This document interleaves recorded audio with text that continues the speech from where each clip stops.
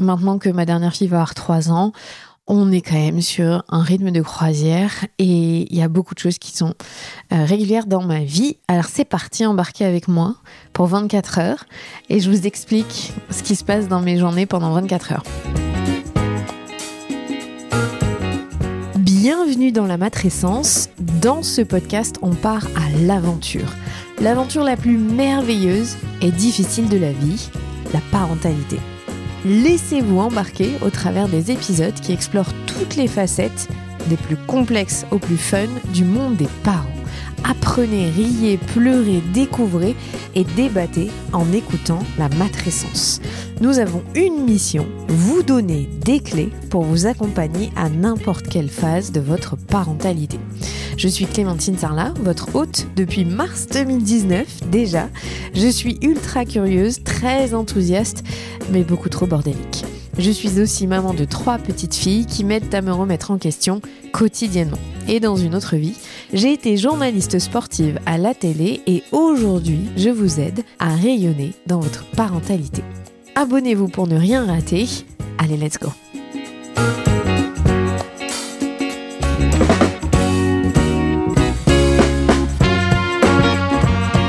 Ok, alors avant de commencer cet épisode, je voulais préciser quelque chose. Je ne peux enregistrer cet épisode que parce que ma dernière fille a 3 ans. Je m'explique. J'aurais pu le faire avant, je pense que j'aurais pu le faire il y a 1 an et demi gros max, mais clairement avant ça aurait été impossible pour moi de vous expliquer concrètement à quoi ressemble une journée dans ma vie. Simplement parce qu'il n'y avait aucune journée qui se ressemblait. Que le chaos faisait partie intégrante de ma vie avec 3 petites en bas âge, alors qu'aujourd'hui, on est quand même sur des journées qui sont très similaires, avec un rythme, des rituels un petit peu plus poussés, on va dire. Et en tout cas, moi, je suis en capacité d'avoir une régularité qui n'était pas le cas avant. Je ne sais pas si c'était dû à mon TDAH, ma désorganisation chronique, au fait que j'avais juste 3 toutes petites et que j'ai été seule à un moment, maman solo, donc vraiment la désorganisation faisait partie de ma vie. J'ai appris plein de choses ces dernières années pour m'organiser, avoir une efficacité qui est différente et cet épisode n'aurait jamais, absolument jamais pu voir le jour avant. En tout cas, vous auriez eu un aperçu absolument faux de ce qu'était la réalité de ma vie. Ceci étant dit, maintenant que ma dernière fille va avoir 3 ans, on est quand même sur un rythme de croisière et il y a beaucoup de choses qui sont régulières dans ma vie. Alors c'est parti, embarquez avec moi pour 24 heures et je vous explique ce qui se passe dans mes journées pendant 24 heures. Alors la première chose, je me réveille entre 6h et 7h naturellement tous les jours. Pourquoi je dis naturellement ? Parce qu'en fait je mets jamais de réveil. Je n'ai pas mis de réveil à part quand je dois partir très tôt pour travailler quelque part depuis des années, je pense, pour 2 raisons. 1, j'ai des réveils naturels qui s'appellent mes enfants. Je pense que si vous écoutez, vous savez sûrement de quoi je veux parler. 2, comme je suis très régulière dans mon sommeil, mon corps se réveille naturellement à la même heure. Et 3, pourquoi est-ce qu'il y aurait une 3e raison ? Je cherche. Non, il n'y a peut-être pas de 3e raison pourquoi je ne mets pas de réveil. Si, ça me stresse en fait. Ça me stresse sincèrement de savoir qu'il y a un bruit qui va me réveiller, un truc qui peut potentiellement me faire sursauter. Alors, je suis aussi très honnête, c'est que je déleste cette partie à mon mari qui, lui, met un réveil à 7h20 pour que si jamais on ne s'est pas réveillé, gros max, on puisse ne pas être en retard à l'école. Bon, sincèrement, il sonne pas régulièrement ce réveil-là, bien avant on est réveillé. Sauf quand on a passé une nuit chaotique et difficile, ce qui est arrivé ces derniers temps, où je vais dormir jusqu'à 7h20 parce que je rattrape un peu. Mais franchement, de manière générale, entre 6h et 7h15, je suis réveillée toute seule. Il y a 2 configurations dans ces cas-là. Soit je me suis réveillée vers 6h, j'ai trop bien dormi, et donc j'ai la motivation, la foi, l'énergie, le regain d'envie de faire une séance de sport, ce qui n'est pas du tout tous les jours de manière régulière. Je suis pas encore à ce rythme de ma vie où je peux prévoir cette séance-là parce que toutes les nuits sont incroyables. C'est pas vrai, hein. C'est 100 fois mieux qu'avant, mais une nuit sur 5, je finis pas dans mon lit. Je dors dans le lit d'une de mes filles. Donc franchement, je suis pas dans la meilleure forme de ma vie tout le temps. Donc je vais faire du sport, je prends une séance qui dure 20 à 30 minutes. Je fais très souvent les séances de sport de Ludivine, qui a la plateforme Studio Témé, que je vous encourage à aller tester si vous êtes enceinte, jeune maman, future maman et papa, non, c'est dédié aux femmes, sur la reprise, déjà bien dans une bonne routine, mais que vous avez peu de temps, parce que c'est ultra efficace. Si vous chargez en poids, si vous allez voir que les efforts payent. Et j'ai retrouvé beaucoup de force à faire ces séances-là. Et c'est vrai que ça fait du bien de démarrer sur une séance comme ça. Mais, soyons très honnêtes, j'ai des enfants qui ont un radar intégré à l'intérieur d'elles. Ce qui veut dire que souvent, si je descends en avance avant tout le monde pour avoir ce moment de calme tellement appréciable, que se passe-t-il ? Évidemment, elles se réveillent. Évidemment, elles ont senti que maman n'est plus dans le lit. Quand c'est papa, c'est pas comme ça, la plupart du temps. Quand c'est maman, oui. Donc, je me retrouve avec une sur les genoux. Voilà. Donc, c'est pas toujours une grande réussite d'arriver à se lever avant tout le monde. Mais j'avoue que quand je le fais, ma journée, elle est incroyable. Parce que ça veut dire que à 6h45, 7h max, je suis prête, j'ai eu mon temps pour moi. Mes filles descendent, se lèvent entre 7h, 7h15, 6h45, 7h15. Et on a toujours le même rituel. On fait un smoothie le matin. Elles adorent leur smoothie. Donc, si ça peut vous donner une petite recette et une aide, je vous la donne. C'est simple. C'est une boisson végétale d'amande. C'est du yaourt à la grecque. Ce sont je dis toujours en anglais blueberries, non, myrtilles et framboises congelées qu'on met dans le mixeur avec une banane, des graines de chia et on envoie. Et mes filles adorent, mais vraiment adorent boire ça le matin. Je me dis que c'est plein de protéines, il y a des fruits, ça leur fait du bien. Et après, elles veulent une tartine avec de l'avocat ou du fromage ou du beurre, peu importe ce qu'elles mangent derrière. On mange plutôt, on essaye de manger salé. Moi, je prends le smoothie avec des protéines un peu plus tard. Plupart du temps. Et donc, on a notre petit-déj. J'ai toujours un petit-déj salé, c'est-à-dire que toujours une tartine avec de l'avocat, du fromage, des œufs, ou même une crêpe sarrasin. Je ne peux plus, à part un smoothie, je ne peux plus manger de sucré vraiment le matin, c'est difficile. Parfois, ça m'arrive de faire d'autres types de petits-déj, mais bon, fréquemment, c'est quand même ça. Ça fait bizarre de détailler sa journée, je suis en train de me dire, vous écoutez en détail ce que je fais. Donc ça, c'est la partie du matin. Si je me suis levée tôt, j'ai réussi à me doucher et m'habiller en avance, qui n'est vraiment pas toujours le cas. Ensuite, c'est le marathon d'arriver à habiller 3 enfants le matin qui n'ont rien à faire, que ça n'intéresse pas, qui ont envie de jouer, faire leur vie, mais qu'on arrive toujours à habiller, puisqu'on arrive quand même toujours à l'heure. Ensuite, les filles sont habillées. Moi, je suis souvent en tenue de sport. Enfin, je ne suis pas forcément habillée pour la suite de la journée, mais on se répartit. Si mon mari et moi, on est là ensemble, en deux. Il y en a un qui amène la grande et l'autre qui amène les 2 plus petites, parce que on n'a pas beaucoup de chance, c'est que nos écoles publiques de proximité ne sont absolument pas à côté. C'est-à-dire que la maternelle et la primaire sont à 800 mètres d'écart. On adore, vraiment, et elles doivent être à l'heure entre 8h20 et 8h30 en même temps à l'école. Donc, quand je suis seule, je prends les 3 sur mon vélo, je jette la grande à la primaire et je trace à la maternelle et ensuite j'amène à la crèche. Donc, voilà, ça se passe à peu près toujours de la même manière. Je prends quasiment systématiquement mon vélo le matin, même quand il fait très froid. Je me suis équipée, équipée mes filles. Elles adorent ça, ça leur fait du bien le matin, prendre la lumière du jour, être dehors, l'air frais. S'il pleut trop, j'avoue, il y a des jours où vraiment c'est la galère et je me sens pas de sortir avec le vélo. Je prends ma voiture, effectivement.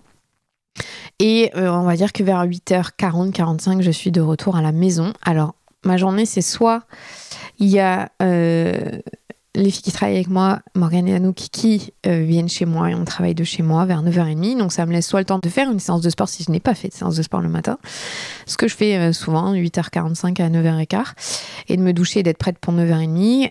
Et si c'est pas le cas, je range des trucs dans la maison, évidemment, comme tout le monde quand on est entrepreneur, qu'on bosse à la maison en télétravail. C'est un leurre de penser qu'on ne fait pas les tâches ménagères en même temps.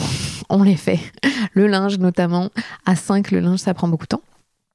Et donc ensuite, on fait notre journée de travail. Nous, on bosse soit en télétravail, soit à distance, soit on se retrouve ensemble. C'est important pour moi qu'on ait du temps tranquille en télétravail, mais qu'on ait du temps ensemble. J'avoue que j'ai recruté que des personnes qui habitent sur Bordeaux.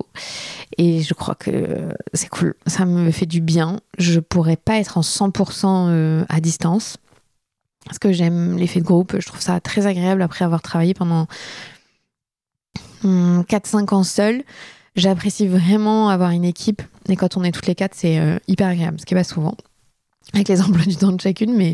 Mais c'est top quand on y arrive. Donc, quand les filles viennent ici, on se fait souvent, on travaille la matinée, on mange tout ensemble chez moi et souvent on va se balader, on va marcher une petite demi-heure pour s'activer un peu et faire une petite pause hors travail. Et ensuite, on termine à 17h. Si on est dans Bordeaux, parce que ça arrive que des fois, moi, j'aille dans Bordeaux même souvent et c'est cool, ça me fait sortir de chez moi et ça me fait beaucoup de bien au final. Je ne m'en rendais pas compte à quel point être toute la journée dans sa maison, si vous êtes en télétravail, vous savez ce que c'est. C'est pas toujours évident. Donc, je prends mon vélo. Vraiment, mon vélo me sauve la vie. J'ai fait 3500 km, je crois, en 3 ans. Soit ce sont des kilomètres que je n'aurais pas fait, soit ce sont des kilomètres que j'aurais fait en voiture. Et je me dis, c'est énorme ce que j'ai réussi à inverser comme tendance par rapport à la consommation de la voiture. Et en fait, c'est agréable. Franchement, c'est trop agréable d'être dehors en vélo. Et donc, je suis à peu près à 20 minutes en vélo depuis chez moi jusqu'à Bordeaux-Centre. Et on se retrouve très souvent dans le centre. Soit on va dans un café dans Bordeaux, soit on se retrouve chez l'une ou l'autre.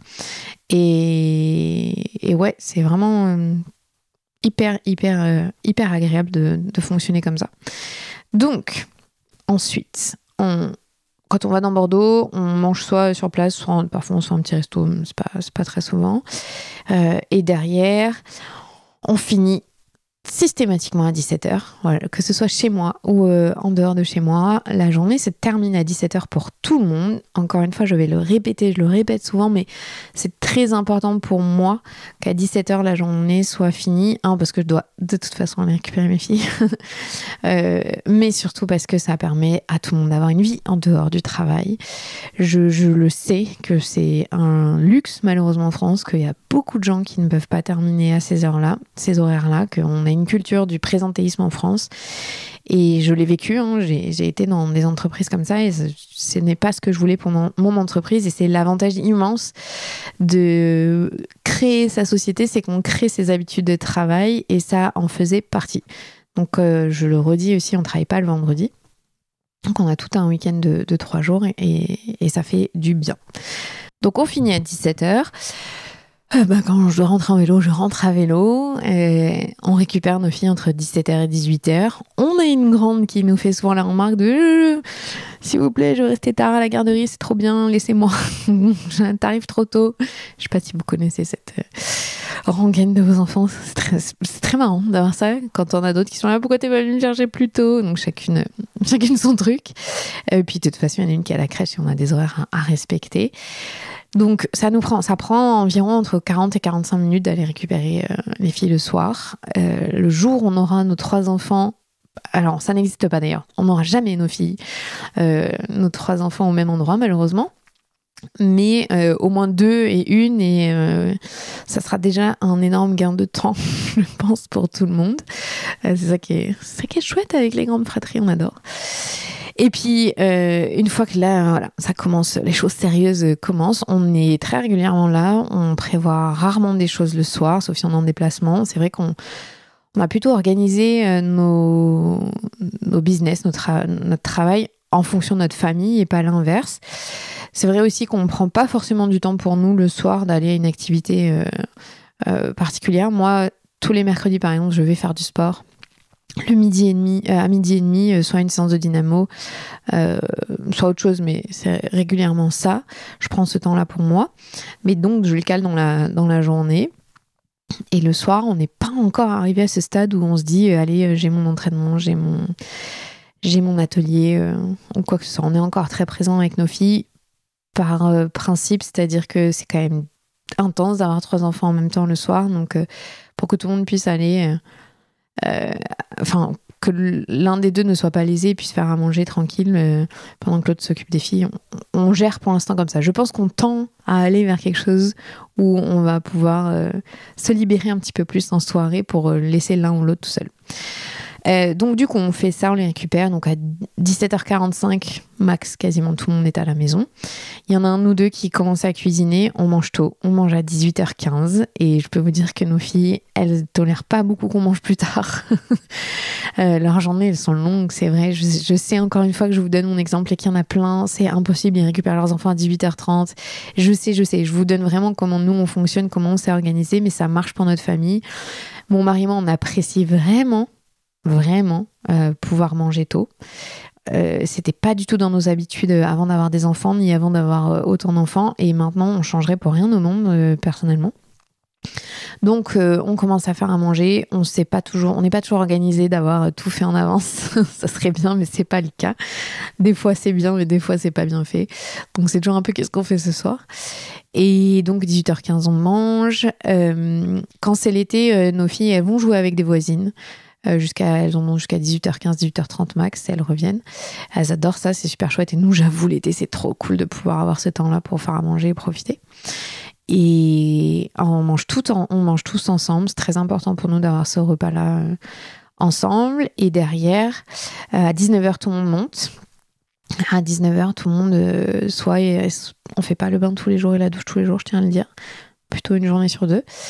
C'est soit le pyjama et les dents et le traitement pour celles qui ont un traitement, soit le bain et la douche. Donc ça peut être très long s'il faut laver les cheveux. J'ai 3 filles, dont certaines qui ont des cheveux très longs. Et donc on essaye au max à 19h30 que tout le monde soit douché, pyjama, brosser les dents, tout ça. Est-ce qu'on y arrive tous les soirs ? Pas du tout.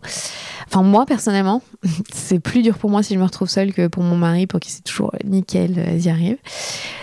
Configuration, si on est seul avec les 3, sachant qu'il y en a 2 qui dorment dans la même chambre et une dans l'autre, on se met un avec les 3, soit on lit une histoire pour tout le monde et la grande va se coucher toute seule, soit elle va dans sa chambre tranquille et elle fait sa vie. Et on couche les 2 petites. Alors que paradoxalement, c'est la plus petite qui met le plus de temps à s'endormir puisqu'elle fait 2 heures de sieste à la crèche. Mais c'est comme ça qu'on s'organise. Si on est 2, un soir sur 2, on inverse. Il y en a un avec la grande, l'autre avec les 2 petites et vice-versa. Alors c'est toujours un peu de négociation sur qui va avoir maman le soir. Mais globalement, on y arrive bien. Ça nous permet de prendre un grand temps avec notre grande et faire de la lecture qui est adaptée à son âge. En ce moment, elle est à fond à lire Harry Potter avec nous. Elle a lu le tome 1, on est en train de lire le tome 2. Je sais qu'on m'a beaucoup demandé sur les réseaux sociaux si c'était OK pour un enfant de 7-8 ans de lire Harry Potter, tout ça. Oui, si vous lisez avec il ou elle, en fait. De lire avec votre enfant, ça permet d'expliciter les choses qui sont un peu dures. Et c'est une autre approche. Elle regardera pas le 2 en film, ça c'est sûr et certain. Elle a vu le 1. Il est trop violent pour l'avoir vu moi-même. Mais par contre, de lire les tomes, c'est vraiment, vraiment chouette. Je sais pas pour le 3e encore, j'ai envie de dire. Mais donc, on peut faire ça avec elle de cette manière-là. Et puis, pour les 2 petites, elles ont leur cocon. Elles sont habituées à être tout le temps ensemble. On les appelle tic et tac. C'est une dynamique de sœurs très rapprochées qui ont 17 mois d'écart. Donc, plus agréable de le faire ensemble. Elles aiment bien toutes les 2, en fait. Elles sont assez demandeuses, même si elles foutent le bordel l'une avec l'autre, c'est vrai. Mais c'est marrant. Et donc, normalement, en moyenne, tout le monde éteint la lumière vers 20h, 20h15 max, mais 20h plus tôt. Si on est chanceux et que notre petite a bien s'endormir vite, à 20h15, tout le monde dort, mais c'est pas toujours le cas, malheureusement. Mais donc voilà, ça c'est la journée avec les enfants. Et puis nous, derrière, moi je dirais pas que je retravaille parce que sincèrement, ça serait faux de dire ça. C'est très très rare que je retravaille le soir. C'est pas du tout ma façon de fonctionner. Tout comme je ne sais pas faire de sport le soir. Et pourtant, pendant des années, je me suis entraînée en athlée tous les soirs. Mais alors faire du sport après que les filles soient couchées, sachant qu'on a mangé, que je me suis mise en pige, pendant qu'elle se prépare aussi, ça serait pas possible. Ça m'arrive parfois d'aller marcher si vraiment j'ai été hyper inactive, de faire un petit tour de 20 minutes dehors. Mais on va plutôt finir de ranger, nettoyer. Même si à chaque fois que je monte avec les filles vers 19h, mon mari pendant 10-15 minutes, il range tout, il nettoie tout en bas. Et on termine une fois qu'on est redescendu. Ça m'arrive très régulièrement aussi de ne pas redescendre, d'aller me coucher. Je me couche vers 21h30 max. Et 21h30, 22h. Et c'est le rythme qui me convient. Et je suis assez régulière sur ces horaires-là. Pour vous donner un exemple, il n'y a pas longtemps, je suis partie pendant une semaine au Maroc pour faire une retraite organisée par Alison, qui est la fondatrice de Tajine Banane. On a fait beaucoup de surf, beaucoup de marches, de pilates, enfin on était hyper actives. Et ça m'a fracassée parce qu'on mangeait le soir à 22h. Et alors ça pour moi, ça m'a vraiment coûté d'avoir un rythme de vie qui change. Donc j'essaye de rester sur ce rythme de vie, c'est-à-dire je mange vers 18h15 et je me couche vers 21h30, 22h. Et évidemment, il y a des exceptions déjà liées au travail, parfois quand je suis en déplacement, ou parce que j'ai quand même envie d'aller dîner avec des copines et d'aller sortir. Alors j'avoue que c'est dur quand on me dit rendez-vous à 20h30 pour manger, c'est tard. Mais de manière générale, c'est mon rythme classique pour me réveiller entre 6 et 7h le lendemain sans être fracassée. Et en plus, ça permet que si jamais il y a des réveils dans la nuit, ce qui arrive encore, au moins, j'aurai au minimum dormi 7 heures, ce qui est le minimum requis pour fonctionner à peu près correctement, si je puis dire. De temps en temps, on va regarder une série, mais je vais souvent lire au lit.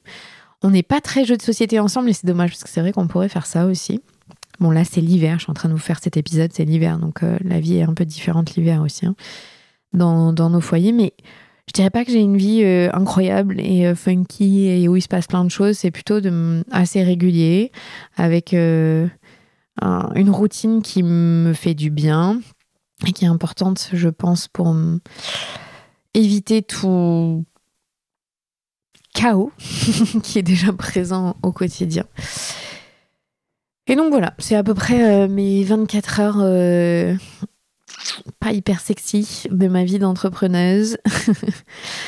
Comme je vous disais, c'est très rare que je retravaille le soir. Je sais que c'est souvent le cas des personnes qui sont à leur compte, mais moi j'essaie d'avoir des limites très claires dans ce qui est travail et ce qui est perso. J'ai tout à fait conscience que c'est un marathon, que c'est pas une course et que si je veux tenir sur du long terme avec 3 enfants toutes petites, il faut que je me préserve. Et puis on n'est jamais à l'abri qu'il arrive des choses difficiles, donc sur notre santé ou quoi, donc j'essaye au maximum de ménager mon corps parce qu'il a déjà bien vécu pour être en bonne santé sur le long terme et pour vivre bien en fait, et pour que vous puissiez continuer à m'écouter blablater sur ma journée. Voilà, 24 heures avec moi. Est-ce qu'un jour j'arriverai à le faire en vidéo? Franchement, ça serait formidable. J'admire les influenceuses, parce que ce sont majoritairement des femmes qui font ça et qui arrivent à mettre leur quotidien de 7h du mat en vidéo. Je n'arriverais même pas à allumer le téléphone. Tellement ça prend du temps. Et d'ailleurs, mon téléphone n'est pas avec moi le soir, je le laisse toujours en bas. Je ne dors pas avec mon téléphone à côté. Ça évite toutes les tentations de scroller pendant des heures avant de dormir, ce qui n'est pas du tout bon pour moi. Et ça marche. Je vous dis, ça marche de faire ça, c'est très bien. Donc de toute façon, je ne pourrais pas prendre mon téléphone pour filmer dès le matin et tout. Mais je me dis, allez, ça serait bien de vous montrer aussi en vidéo. Allez, merci d'avoir suivi cet épisode incroyable. Prenez soin de vous. À vendredi. Vous venez d'écouter un nouvel épisode de La Matrescence. Merci infiniment pour votre soutien. Si vous voulez découvrir de nouvelles pépites, n'hésitez pas à aller sur le site www.lamatrescence.fr. Vous pouvez également vous abonner à la newsletter qui sort tous les vendredis. Rendez-vous également sur le site pour pouvoir vous inscrire. Ensuite, vous devez vous abonner sur votre plateforme d'écoute pour pouvoir recevoir les notifications. C'est ce qui fait grandir ce podcast. Merci infiniment et continuez de partager ce savoir autour de vous. Je sais que c'est comme ça que beaucoup des auditrices et des auditeurs ont découvert ce podcast. Alors un grand merci. Prenez soin de vous. À la semaine prochaine.